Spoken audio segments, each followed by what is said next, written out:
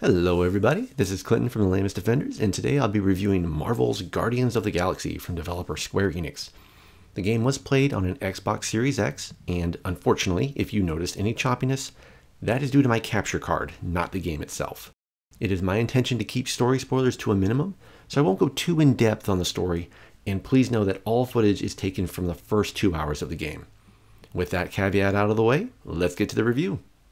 Guardians of the Galaxy simply looks pretty, but when it comes to graphics, it's not so much the technical aspects of the game that really make it shine, but the character design and color scheme. Although Peter Quill looks like a combination of Jake Paul and Ellen DeGeneres, it even sounds a little like Christian Slater, the rest of the Milano crew look great and more like their comic book counterparts than their MCU ones.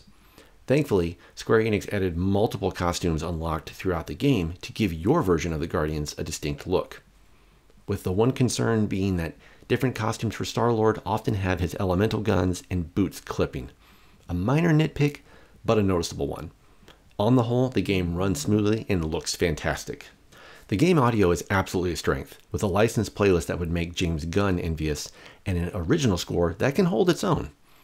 If the voice actors were paid by the word, then the main cast must all be millionaires at this point, because there is no shortage of dialogue in this game. Which leads to one of my problems with the title. In the first chapter, there is always someone talking. Peter Quill, the insubordination of the assassin has become... I'm doing exactly You what notice, Rocket, but people aren't exactly falling over themselves to hire us. You made yourself a very late war casualty. Luckily, the game slows down the dialogue and allows the player to catch their breath and not be constantly bombarded by noise. A very nice touch is the game making fun of you for going off the beaten path and trying to find new materials to be able to upgrade your equipment. And Quill going pew pew when he is shooting his elemental guns is insanely charming. The main character of the game is Peter Quill, and while I thought this was going to be rather boring, just being one character, the abilities of Quill are anything but boring. If anyone played Marvel's Avengers, and if you didn't, I don't blame you, you would find him similar to Iron Man in that his main attacks are ranged, and the rocket boots give Peter just enough verticality to make his moveset more interesting. All of the Guardians have 4 abilities that are unlocked through experience points, and each ability gives them strength and weaknesses in certain combat situations. Some attacks may do more damage, while others offer a stagger ability that stuns the enemies. Using the Guardians mode slows down time and allows Peter to access all unlocked abilities and become a real leader in the game, directing the team with whom to attack and what attack would be most effective. When the huddle gauge is filled, usually when the rest of the team is stunned, Star-Lord will assemble the team and give an inspirational speech to revive the squad and give everyone a damage boost, all while playing a classic 80s song.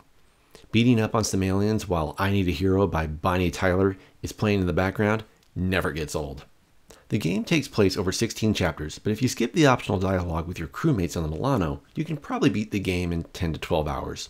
There are choices to be made in the game that you may wish to revisit and see how the story proceeds with using the different option, essentially doubling the game for some. The game is very linear, but that is not a bad thing and works very well for this title. Some of the puzzles are a little tedious, but it helps to break up the action set pieces. In the end, the story is very good, the voice actors are great, and the gameplay is fun. The game may not take down Insomniac's Spider-Man as the best Marvel game, but it is an excellent title and one to seek out. If you are not a Guardians of the Galaxy fan, maybe wait for a sale. But if you are a fan of the Milano crew, get this today and you will not be disappointed.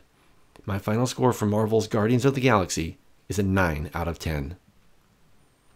If you made it this far and enjoyed the video, please consider hitting like. And if you really enjoyed the video, please consider subscribing. Regardless, thank you so much for watching and stay lame.